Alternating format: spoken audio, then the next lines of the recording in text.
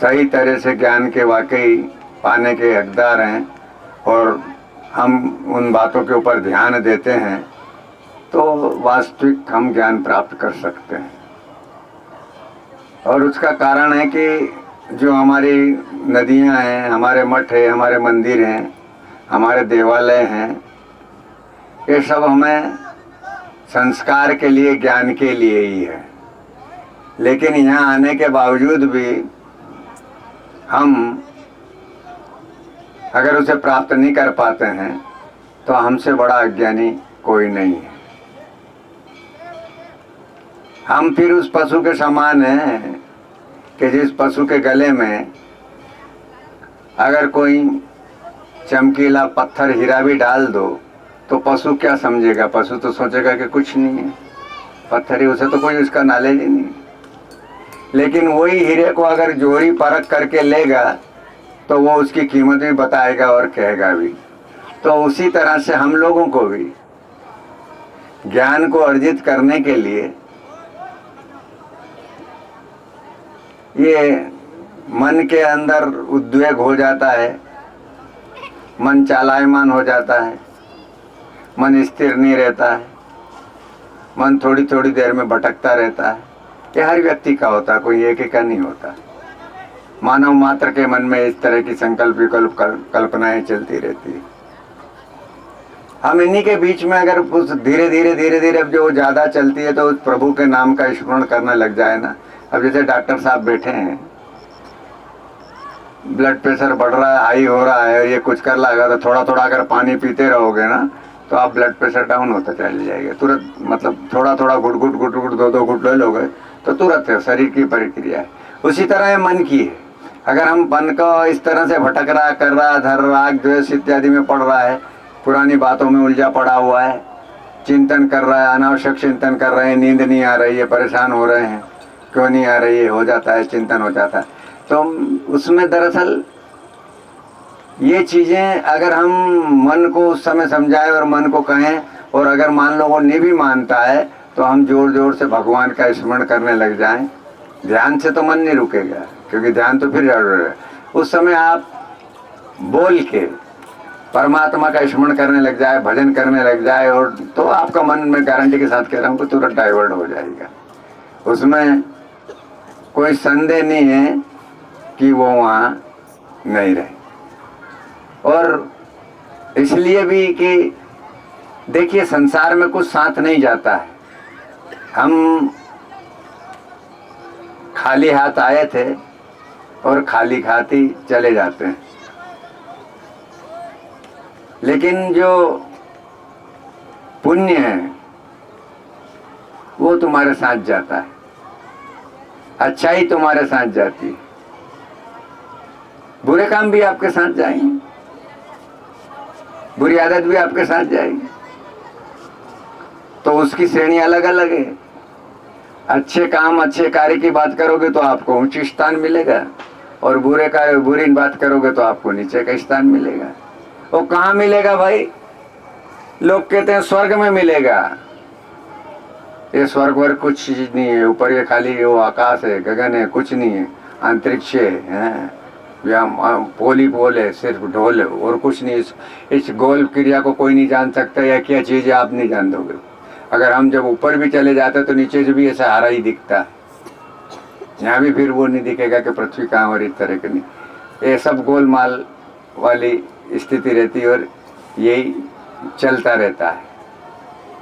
तो इसलिए हमें उस नाम के साथ, उसका चिंतन करने के साथ, जोर जोर से चिंतन करते रहते हैं तो हमारी ये बुरी आदतें हैं, बुरा चीज़ है, बुरे ख्वाब है, बुरी मतलब हम चिंतन है, वो निकल जाता है। और उसका हमारे रामायण में भी कहा है कि यही जग जामिन जागई जोगी, परमारथी प्रपंच योगी। इस जग में कौन जानता है, कौन जागता है, कौन रहता है, क्या करता है इस रात्रि में? तो उन्होंने कहा रामायण में, तुलसीदास जी ने बड़े अच्छे ढंग से कहा, यही जग, इस संसार में यही जग जामिन जागे जोगी। या तो योगी आदमी रहेगा जो अपनी क्रियाओं में, ध्यान में, मस्त में, अनेक प्रकार की मुद्राओं में करता रहेगा, तो या तो वो जगेगा। परमारथी, अगर किसी को परमार्थ करना है और करना धरना, उसने कहा कि नहीं भाई ये काम करना है तो रात हो तो रात रहो, लेकिन वो भी करेगा, रात्रि हो तो भी करेगा, तो परमार्थी भी करेगा। यही जग जामिन जागई जोगी परमारथी, एक प्रपंची भी प्रपंची को करेगा कि साहब कहाँ किसको लूटना है, किसको करना है, कहाँ माल उठाना, कहाँ नहीं मोटाल उठा, रात भर उसकी यही प्लानिंग चलती रहेगी और उठाने धरने का ही काम करता रहेगा।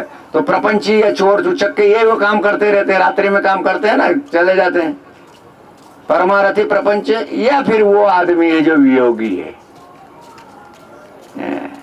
जिसे वियोग हो गया है। अब वियोग एक तरह का नहीं होता है, कई तरह का होता है। किसी से प्रेम हो गया, वियोग हो गया, नहीं मिल रहा तो वियोग है, सोच रहे नींद नहीं आ रही है। किसी से क्या कह रहा है कि पुराना मेरा ये संबंध था, ये चीज थी, ये थी, उसे वियोग हो गया तो वो उसको सोच सोच के नींद नहीं आ रही है, नींद नहीं आ रही है।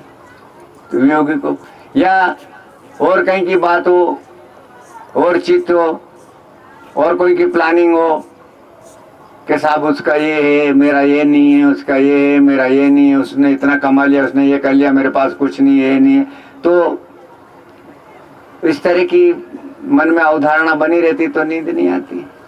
तो ये सब साधन हम अगर परमात्मा की तरफ जो छोड़ दें, अभी अभी मैं आपको प्रत्यक्ष उदाहरण देता हूँ, जो अपना केस हुआ इसी में।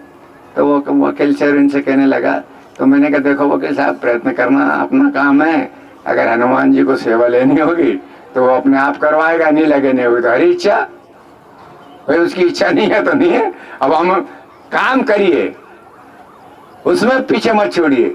अब हम काम नहीं करें और आंख बंद करके बैठे, भगवान ये काम करवा देना, भगवान ये काम करवा देना, भगवान काम करवा देना, भगवान के का आलसी इस आदमी का काम नहीं होगा। और हम वो सब छोड़ के और अगर उसमें जुट जाए तो भगवान कहेगा मेहनती आदमी भाई, ये करो धरो, ये धरो, तो चमत्कार हो जाता है।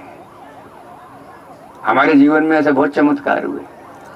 हम कहते हैं ये बहुत बुरा काम हुआ, लेकिन जब से मैंने देखा कि जब भी बुरा होता था उसके 5, 7, 10 दिन के बाद अच्छा ही होता था, तो मैंने कहा नहीं ये बुरा इसीलिए आ रहा था, अपन सोचते थे ये बुरा नहीं है, परमात्मा का सिस्टम ही, मतलब अगर उसके ऊपर दृढ़ विश्वास रखो तो ये चीजें। तो जीवन में अगर जीना सीखना है, जीवन में अगर आराम से करना धरना, आनंद लेना है, तो इससे बड़ा कोई आनंद है। देखो आर निंद्रा भय में तुझे समान वेती पशु भी नाराम धर्मश विशेषा नरस्य का धर्मश्रीनाथ पशुवत समाना। ये निंदना, आहार है, भोजन है, निंद्रा है, भय है, बाल बच्चे पैदा करना है तो जानवर भी करता है, आदमी भी करता है, तो संसार का नियम है, ये तो प्रकृति का नियम है। हम कह के ये गलत है, ये नहीं, ये तो प्रकृति है, प्रकृति की देन है, इसे तो आपको करना पड़ेगा, रहना पड़ेगा, धरना पड़ेगा, करना। पर आसक्ति होना वो गलत है। आज भोजन में मुझे ये मिलना चाहिए, 2-3 तरह के स्वादिष्ट मिलना चाहिए, मिर्ची नहीं, मसाला नहीं, उठा के फेंक दिया, गुस्सा हो गया। अरे भगवान ने जो सब जबान को इतनी आप क्यों बिगाड़ रहे हो? आप इतने नहीं बिगाड़ो कि ताकि वो आप उसके गुलाम हो जाओ, वो हमारी गुलाम हो। वो किसी महात्मा ने कहा ना कि 3 अंगल की कोपिन, बिन भाजी बिन लोन, और हमें कछु ना चाहिए तो इंद्र बाप रो कौन।